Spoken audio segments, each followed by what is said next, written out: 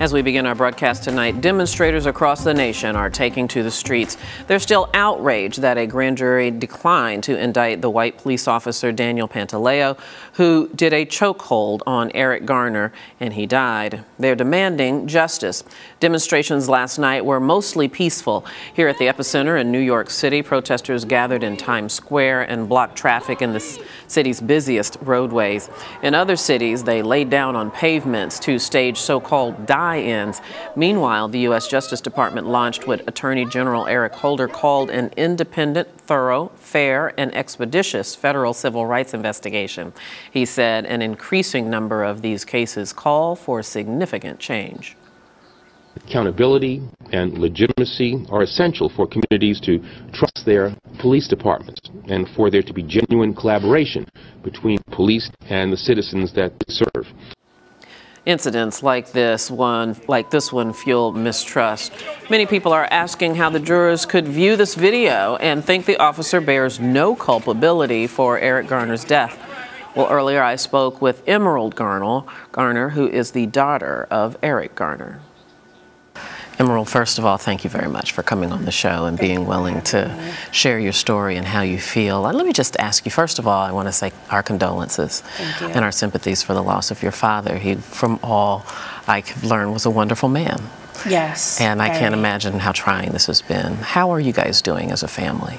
We're dealing, we're holding up. We're trying to stay strong with the support from everyone. It's been a lot easier to, come forward and, come out because there's so much support. I think a lot of people assume because there was that cell phone videotape of the entire interaction between the police officers and your dad, Eric Garner, that there would be an indictment. It seemed obvious to a lot of people when you got the news that there would be no indictment from this grand jury. How did you react? Well, I was home in my house. I was actually on my way out. It was just a big disappointment. I was so very disappointed because it's like, there's no disconnect. There's no way I can disconnect from this. Like, people that, are on the outside, they're like, they could just turn off the TV. But me, it's like, it's personal to see pictures, to see the video, to see all of the evidence there in plain sight, what wasn't supposed to be done and stuff. And then, nothing in the outcome is just disappointing and horrible. How has it been for you and for your family to see that video played over and over? I think we in the media, we don't stop and think about the effect that has on the family. No, I try to turn the TV or something because my daughter would be like, oh, that's grandpa. It's tough to explain to her. She was 2 at the time, she just turned 3. And then I have a niece that's 5. So, she's fully aware of what's going on. So it's kind of hard to keep seeing it over and over and over. And then people will have the T-shirts with the still images and stuff. So it's very hard to watch. So I just try not to look at it. Emerald, what's your prevailing emotion right now? Are you sad, you're angry, frustrated? What is it? I'm all of everything in one. But I want to channel my feelings in a good way. I want to let people know that, you don't have to act crazy to get what you want. Right now I want justice, so I have to do what I need to do to get where getting stuff done as far as getting justice. And what is justice in your mind? Justice to me is enforcing policies. I feel like there's a lack of penalty. There's usually a consequence, and in this case there's no consequence.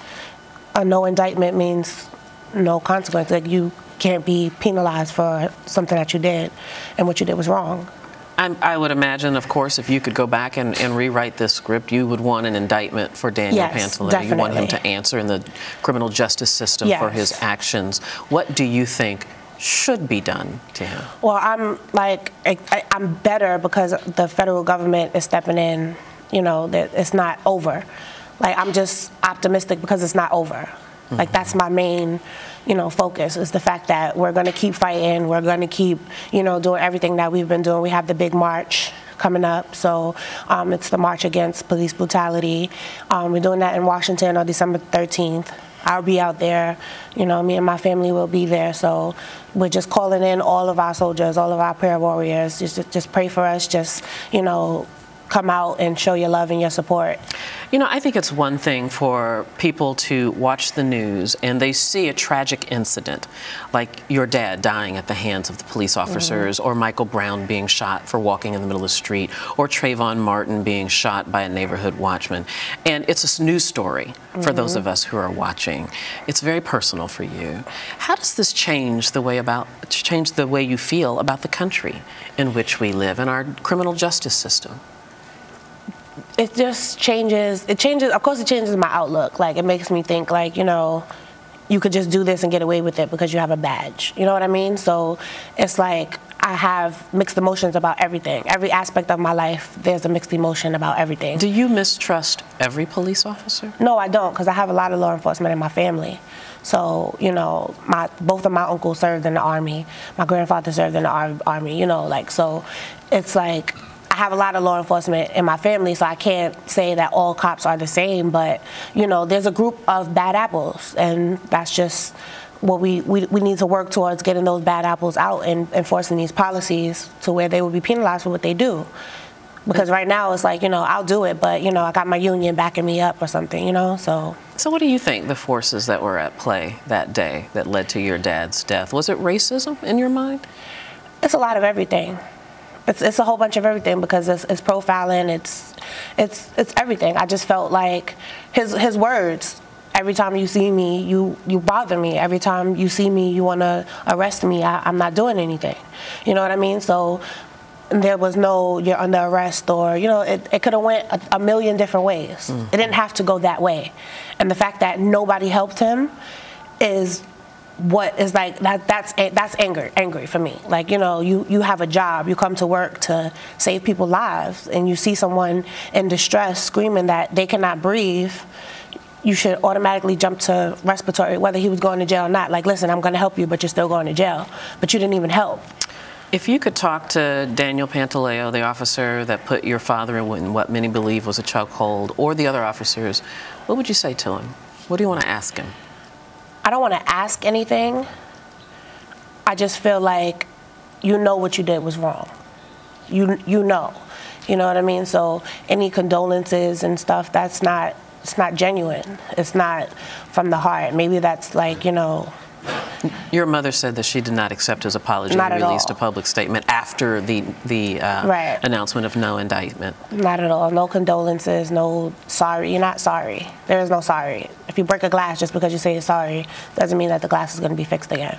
Emerald, I want to end our conversation together. Very often when people die at the hands of violence, they're remembered by that violence. But they lived a life, a memorable life. What do you want us to know about your father and his life?